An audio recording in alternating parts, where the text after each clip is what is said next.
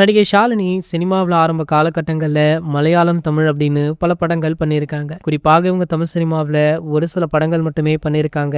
மலையாள சினிமா மூலம் என்ட்ரி கொடுத்தாலுமே தமிழ் சினிமாவில் இவங்களுக்குன்னு தனி அடையாளம் கிடைச்சது. மாதவன், தளபதி விஜய், அஜித் குமார் அப்படின்னு டாப் நடிகர்களுடன் தான் இவங்க நடித்த படங்களுமே இருந்தது. அந்த அத்தனை படங்களுமே ரசிகர்கள் மனதில் தற்போது வரைக்கும் நீங்கா இடம் பிடிச்சிருக்கு. ஷாலினி நடிப்பு மட்டுமல்ல, பாடலுமே நல்லா பாடுவாங்க.